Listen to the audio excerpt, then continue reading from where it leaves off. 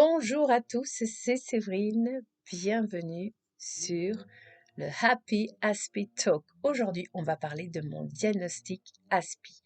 Comment j'ai su que j'étais autiste Asperger? Eh bien, vous allez être étonnés, mais c'est moi qui ai fait le diagnostic. Eh oui. Alors, je vais un petit peu reprendre l'historique des choses, en essayant de ne pas perdre mon fil, de ne pas faire ces fameuses digressions autistiques. En fait, ce qui s'est passé, c'est que moi, j'ai toujours été une personne, je me suis toujours sentie à part depuis toute petite et j'ai subi quand même beaucoup de rejet, de harcèlement à l'école. J'étais vraiment malheureuse à l'école dès la maternelle. C'était noté que j'étais voilà une petite fille triste, j'étais vraiment à l'écart. Tous les bruits, les odeurs, tout ça, ça me gênait énormément. Je ne supportais pas non plus toutes ces activités qui s'enchaînaient. On me regardait, et puis la façon dont les instituteurs nous regardaient. Et donc, j'étais vraiment pas bien à l'école. Et pour moi, c'est une évidence que déjà ça, bonne indication que la personne est autiste, que l'enfant est autiste. Et donc, j'ai grandi en me rendant compte que j'étais vraiment différente des autres, qu'apparemment j'étais la seule à avoir ce problème. En tout cas, j'avais cette impression-là, donc j'ai tout fait pour essayer de m'adapter, parce que j'avais des bonnes compétences intellectuelles, je parlais très bien à l'âge de 2 ans, donc j'ai essayé à chaque fois de m'adapter, de surcompenser mes problèmes, en fait, en observant beaucoup comment se passaient les choses. Mais du coup, c'est vrai que tout ce qui était communication, tout ça, c'était vraiment pas naturel. C'était vraiment une galère et j'étais souvent seule. Et puis, les années ont passé, j'avais la quarantaine et voilà, donc j'avais eu j'ai fait des études, certaines que j'avais abandonnées tôt, d'autres j'avais persévéré, mais j'avais du mal à trouver ma place dans la vie, ça c'est clair. J'ai du mal à trouver ma place dans la vie professionnelle. En fait, j'avais l'impression d'être discriminée, c'est-à-dire que, quand j'allais à un entretien d'embauche, j'étais toujours trop ceci, pas assez cela et je ne comprenais pas, donc je perdais totalement confiance en moi.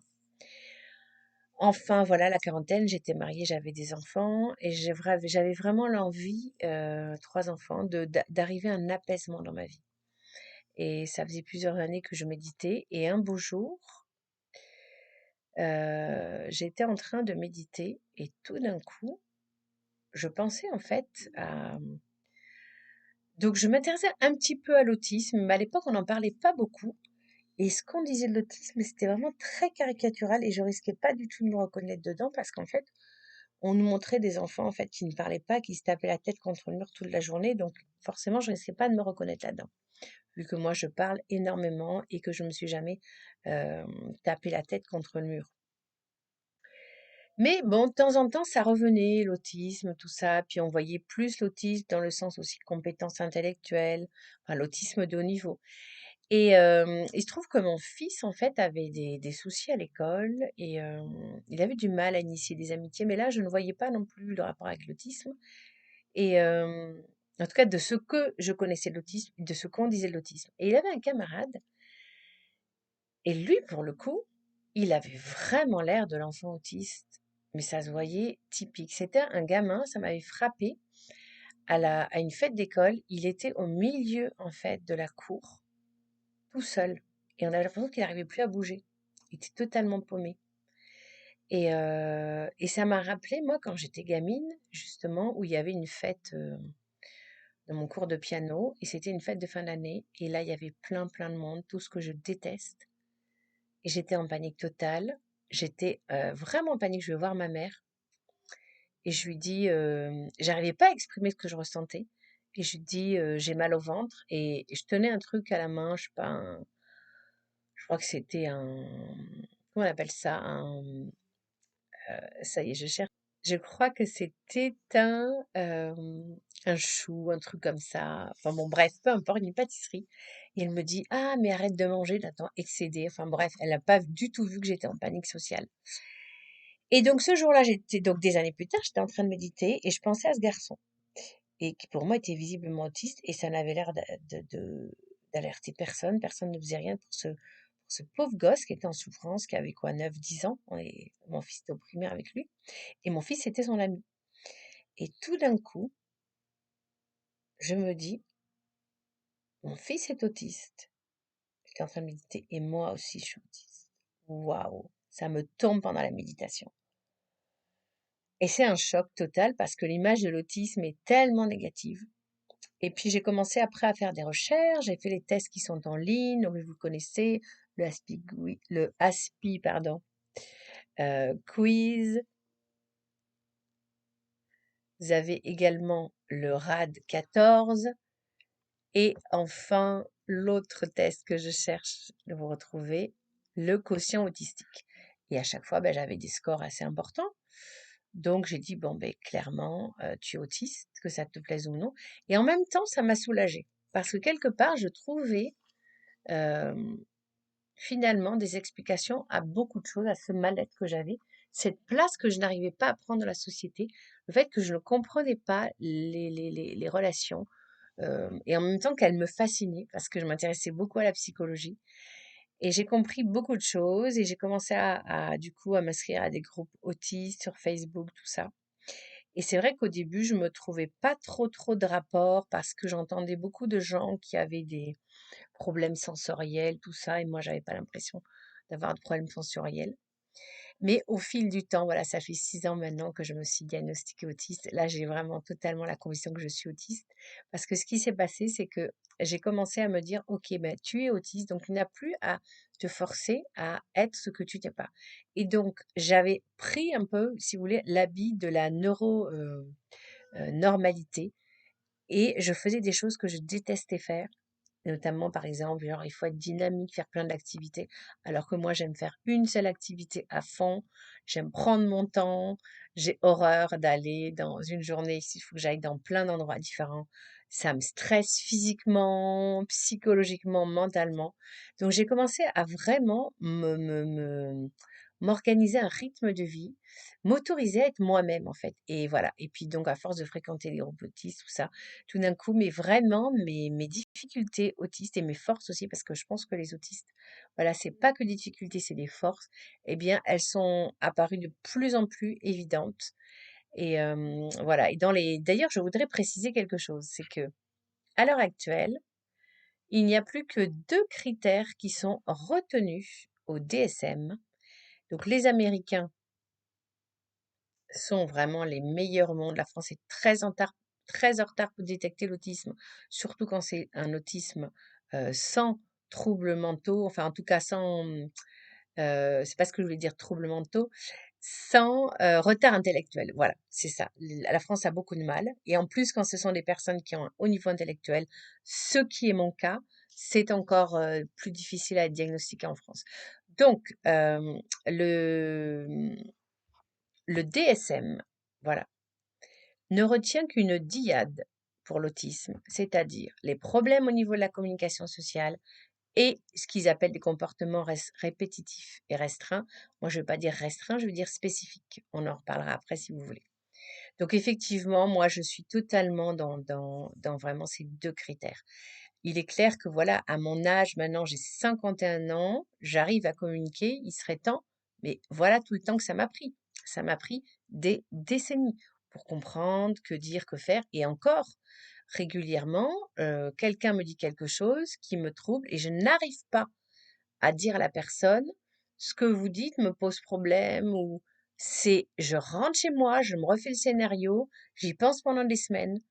Voilà. Donc ça, c'est aussi un truc typiquement autiste, c'est-à-dire que les personnes autistes, euh, face à un imprévu, elles ne savent pas comment faire. Et alors, elles donnent le change quand on est autiste, voilà, de haut niveau. Mais à l'intérieur, on est perturbé. Donc moi, ça m'est arrivé encore récemment, il y a quelques semaines, avec mon directeur spirituel qui m'a dit des choses qui m'ont vraiment choquée, une interprétation de choses dont je ne vais pas rentrer dans les détails, mais au lieu de lui dire tout de suite, j'ai encaissé. Et c'est après, j'ai dit, mais c'est pas possible ce qu'il m'a dit, j'ai refait le scénario. Ça, c'est donc typiquement autiste de refaire le scénario des dialogues, des échanges qu'on a pu avoir avec les gens et de se dire, mais j'aurais dû dire ça. Parce qu'en fait, quand on a un imprévu, on perd nos moyens. Voilà, c'est quelque chose vraiment de typiquement autistique. J'aime bien le mot autistique parce que je trouve ça plus joli que autiste, parce que dans autistique, ça rime avec artistique. Et je pense voilà que les personnes autistes, ce sont toutes des artistes.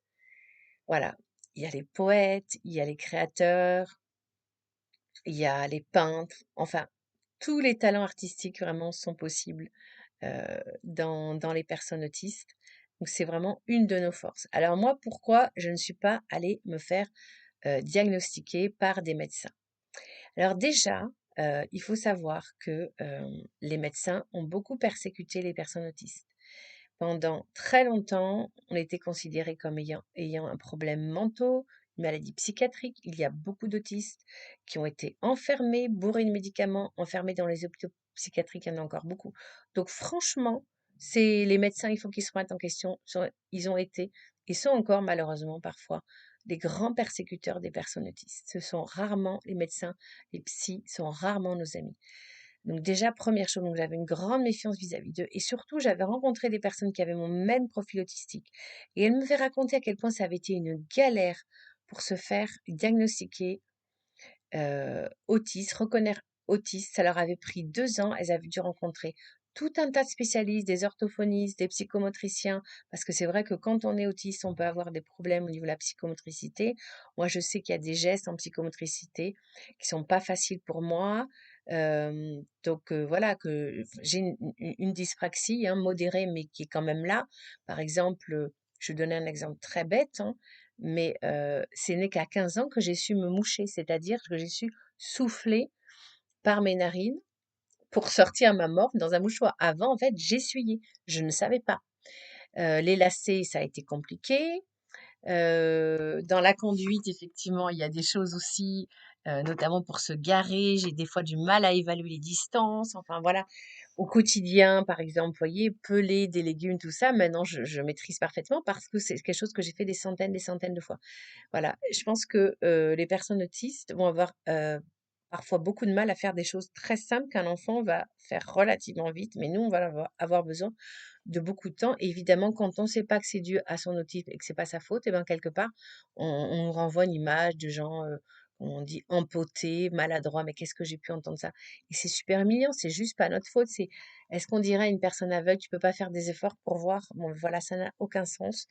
Donc ça, c'est bon à savoir que quand on est autiste, on peut avoir effectivement aussi ces problèmes en psychomotricité fine et ou parfois même en psychomotricité euh, plus globale. Donc, je ne sais plus ce que je disais. Oui, donc, j'avais autour de moi des personnes autistes de haut niveau qui avaient beaucoup galéré pour se faire diagnostiquer officiellement par les médecins. Et moi, j'avais pas la force mentale de supporter ça, de supporter des allers-retours au CRA pendant 2 ans. Je dis non, j'ai la conviction que je suis une personne autiste, c'est tout. Et, et ça devrait suffire. Donc je pense que vous, si vous êtes voilà autiste de haut niveau, parce qu'évidemment nos frères et sœurs autistes qui ont une déficience mentale, c'est sûr que eux, ils vont pas se diagnostiquer tout seuls et en général, eux, on va les diagnostiquer. Mais si vous n'avez pas, voilà, de retard intellectuel et que vous vous sentez différent des autres, vous n'êtes pas forcément obligé de passer par des médecins pour que soit validé votre autisme. Si vous vous sentez autiste, vous avez fait les tests qui sont disponibles sur Internet, vous avez rejoint les groupes autistes, vous sentez une affinité, vous sentez compris par d'autres personnes autistes, eh bien, vous êtes autiste, point barre. Je pense qu'il faut avoir assez de force en soi et de se dire, on n'a pas besoin d'attendre que des médecins disent qu'on est autiste. Être autiste, c'est quelque chose qui est en nous et on n'a pas à prouver. Et même pire que ça, je peux vous dire qu'il y a des personnes autistes qui ont tout à fait mon profil, qui sont allées se faire diagnostiquer, ou alors des mamans qui avaient des enfants comme ça, préadolescents et tout, quand on voulait les faire diagnostiquer, on leur a dit que non, leur enfant n'était pas autiste. Donc ça, c'est super grave. On ment, en fait. Il y a une incompétence, en fait, en France, il faut le dire. Il y a un énorme problème à reconnaître l'autisme de haut niveau parce que les médecins, en fait, français ne sont pas à jour. Voilà, ils ne savent même pas qu'il n'y a plus que 2 critères dans l'autisme qui sont retenus. Eux, ils vont encore sortir plein d'autres critères et si vous les avez pas, vous n'êtes pas autiste. Donc je rappelle, les 2 seuls critères qui comptent pour, diagnostiquer l'autisme, c'est les problèmes en communication sociale et c'est, tout ce qui est, habitude, intérêt restrictif. Voilà, c'est ça, c'est les 2 seuls critères pour, définir l'autisme. Donc vous voyez que ça ouvre beaucoup plus de personnes qui peuvent être autistes. Seulement, je pense qu'en France, on n'a pas envie qu'il y ait plus de personnes qui soient reconnues autistes. Peut-être parce qu'elles auraient droit, je ne sais pas, à des allocations handicapées. Bon, mais moi, du coup, c'est sûr que comme je suis pas reconnue officiellement, j'y aurais pas droit. Et pourtant, je mériterais parce que c'est très difficile pour une personne autiste de s'insérer dans la vie professionnelle. C'est extrêmement fatigant. Voilà, on a aussi, quand on est une personne autiste, une fatigue mentale énorme. Moi, je sais que, je vais vous donner un exemple concret. Pendant plusieurs années, j'étais dans un supermarché coopératif. En fait, on a des parts dans le supermarché, c'est un supermarché bio, et on doit faire 3 heures par mois. Les 3 heures par mois, donc de bénévolat que je faisais pour faire... Ah, on a été coupé. Donc les 3 heures par mois que je faisais pour faire fonctionner le magasin m'épuisaient mentalement. Parce que vous imaginez, j'étais dans un magasin, j'avais des informations, 1000 informations à l'heure, visuelles, olfactives, auditives, intellectuelles, des trucs à retenir de fou, et j'ai ressorti lessivée. Donc je pense que vraiment, euh, voilà, les personnes autistes, elles ne sont pas faites pour le travail tel qu'il est prévu pour les personnes ordinaires. Et oui, parce qu'après tout, j'aime bien que de dire qu'on est des personnes extraordinaires plutôt que de dire qu'on est des personnes anormales. Qu'est-ce que c'est la norme après tout? Voilà, donc dans un prochain talk, je vous dirai ce que j'ai mis en place pour mieux m'épanouir en tant que personne autiste, fière de l'être. Et je pense voilà que les personnes autistes, elles ont beaucoup de qualités, un grand sens de l'observation. Et si on écoutait les personnes autistes, il y aurait beaucoup de choses qui fonctionneraient mieux. Moi, je sais que c'est un truc tout de suite, dès que je vais quelque part, dans une institution, je vois tout de suite les failles, ce qui va pas, ce qu'il faudrait améliorer. Et voilà. Donc, je pense qu'il faudrait mettre beaucoup de personnes autistes dans les institutions et les choses fonctionneraient bien mieux. Voilà. N'hésitez pas si vous avez des questions. En tout cas, prenez soin de vous. Pour les personnes autistes, il faut vraiment apprendre à gérer son stress. Donc moi, je fais la méditation de pleine conscience que je vous recommande. Vous trouverez, les méditations Christophe André en libre accès sur YouTube et c'est à faire tous les jours jusqu'à la fin de votre vie. Voilà, j'espère que ce podcast vous aura appris plein de choses, vous aura donné la pêche, la confiance en vous. Pensez à liker, à partager et on se retrouve la semaine prochaine pour un nouveau Happy As We Talk. Ciao, ciao, ciao!